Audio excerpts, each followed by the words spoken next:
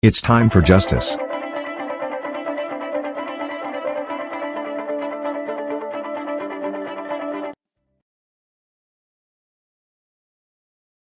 Why are black folks in the U.S. so much poorer on average than the rest of the country? In very simple terms, it's because of the racial wealth gap. The disparities in wealth accumulation between the rich and the poor in the U.S. become even more extreme when you take race into account. The net worth of a typical white family in the U.S. is nearly 10 times what the net worth of a typical black family is in the U.S. But why is that? From the very founding of this country, the systems of government, corporate enterprise, and societal structures were designed to lock black people out of any opportunities to accumulate wealth or pursue education as other groups did. We've only begun to acknowledge and address these disparities in the last 50 years or so, and we've still got a long way to go to right the wrongs of the past. After 240 years of slavery, where it was illegal for black people to be educated, you had another 60 years of legal segregation with Jim Crow laws, which I talked about in an earlier series. And it wasn't that long ago. Both my parents were born into the Jim Crow era. In the next video, I'm going to talk about banking and housing discrimination, which greatly affects generational wealth.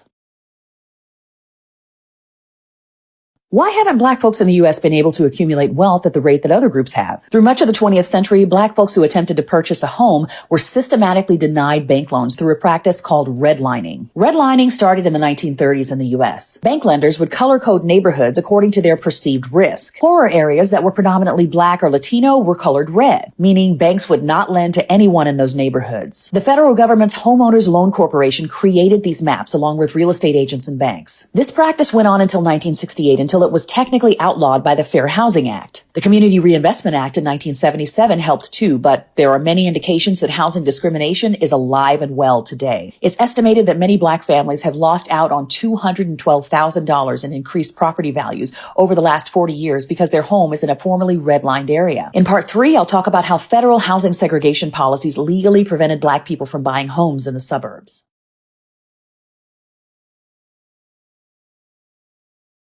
Why is the inner city filled with so many black people as white folks flock to the suburbs? Generational wealth building is directly tied to home ownership. For decades, black people were largely shut out of that system. In the 1930s, under Franklin Roosevelt's New Deal, the newly created Federal Housing Authority gave money to builders who mass-produced homes in the suburbs. The federal government stipulated that none of those homes could be sold to black buyers. This was federal policy. So for white folks, you had subsidized housing in the suburbs. For black folks, you had subsidized housing projects in the inner city.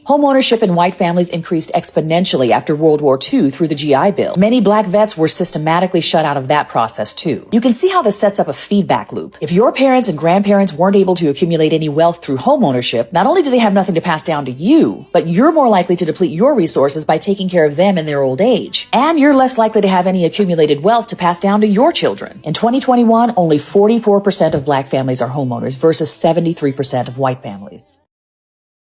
It's time for justice.